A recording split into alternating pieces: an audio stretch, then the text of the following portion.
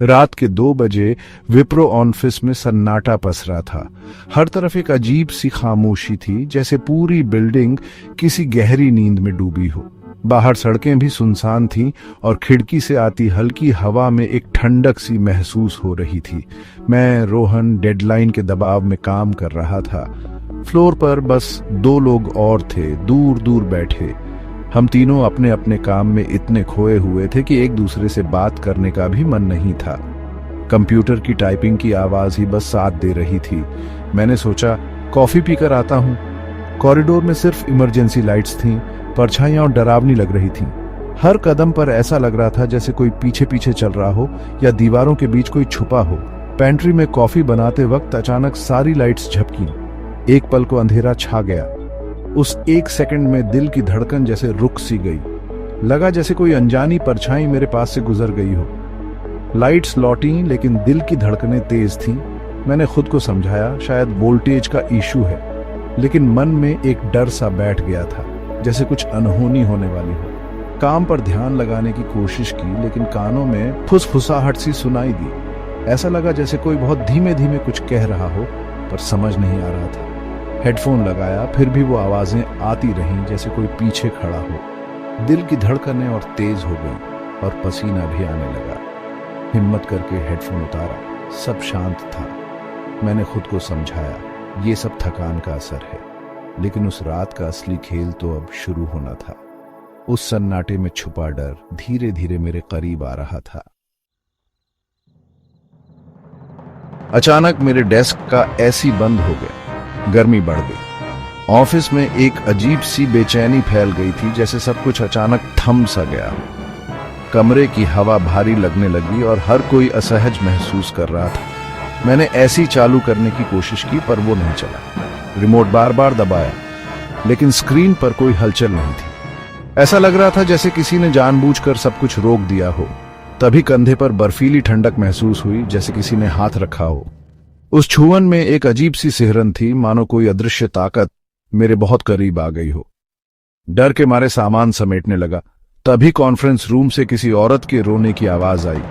वो आवाज इतनी दर्द भरी थी कि रोंगटे खड़े हो गए, जैसे कोई बहुत गहरा दुख छुपा हो। दरवाजे पर पर्दे थे, अंदर अंधेरा। आवाज वहीं से आ रही थी। हर कदम के साथ दिल की धड़कन तेज होती जा रही थी, जैसे कोई अनजानी मुसीबत पास आ रही। मैं लिफ्ट की तरफ भागा। हर सेकंड भारी लग रहा था। पीछे मुड़कर देखने की हिम्मत नहीं हो रही थी, बस वहां से निकल जाना चाहता था। लिफ्ट के दरवाजे बंद होते ही कॉन्फ्रेंस रूम के शीशे पर एक औरत की परछाई दिखी। लंबे बाल, साया सा चेहरा। उसकी आंखें सीधी मेरी तरफ देख रही थीं, जैसे कुछ कहना चाहती हूं। वो चेहरा मेरी आंखों के सामने घूमता रहा। उसकी छवि इतनी डरावनी थी कि मैं चाहकर भी उसे भूल नहीं पाया, और उस रात मुझे नींद नहीं आई। अगले दिन ऑफिस आया, लेकिन रात की घटना दिमाग से नहीं निकली। मैंने दोस्त सुमित को सब बताया। उसका चेहरा गंभीर हो गया। उसने बताया टावर 3 के बारे में कई डरावनी कहानियां हैं। कब्रिस्तान पर बनी बिल्डिंग, रात में घूमती औरत की अफवाहें।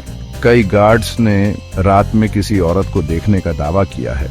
कुछ ने रोने की आवाजें भी सुनी हैं। सुमित ने सलाह दी, रात में अकेले मत रुकना। अब ऑफिस की हर चीज डरावनी लगने लगी थी। मैंने तय किया अब कभी देर तक अकेला नहीं रुकूंगा, लेकिन कहानी यहीं खत्म नहीं हुई थी।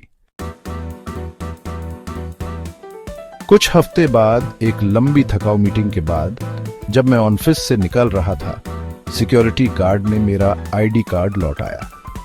उस समय ऑफिस की बिल्डिंग लगभग खाली थी और गलियारों में अजीब सी खामोशी थी। मैं कैफेटेरिया में कार्ड लेने गया। वहां दीवार पर एम्प्लॉय ऑन द ईयर की कई पुरानी तस्वीरें टंगी थीं। कैफेटेरिया में हल्की रोशनी थी और वहां कोई नहीं था, बस पुरानी यादों की खुशबू थी। अचानक मेरी नजर 2015 की एक फोटो पर जाकर रुक गई। वही लड़की, वही चेहरा जो मैंने उस रात टावर 3 में देखा था। उसकी मुस्कान में एक अजीब सी रहस्यमयता थी, जैसे वो कुछ छुपा रही हो। मेरा दिल तेजी से धड़कने लगा। मैंने तुरंत उसका नाम कंपनी डायरेक्टरी में सर्च किया। Status active. क्या ये मुमकिन था? स्क्रीन पर उसका प्रोफाइल खुला।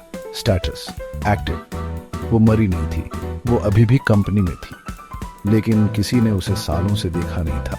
तभी अचानक मेरे फोन पर उसी लड़की का ईमेल आया, टावर 3 में मिलते हैं, मैं तुम्हारा इंतजार कर रही हूँ रोहन। उस ईमेल को पढ़कर मेरी रूह कांप गई। डर के मारे मेरे हाथ से फोन गिर गया। दिल में एक अजीब सा डर और बेचैनी घर कर गई। अब सवाल था, वो कौन थी, इंसान या कुछ और? क्या वो सच में मौजूद थी या सिर्फ एक साया? लेकिन अब मैं जानता था, कुछ राज ऐसे होते हैं जिनसे भागा नहीं जा सकता। टावर 3 का ये रहस्य अब मेरी जिंदगी का हिस्सा बन चुका था।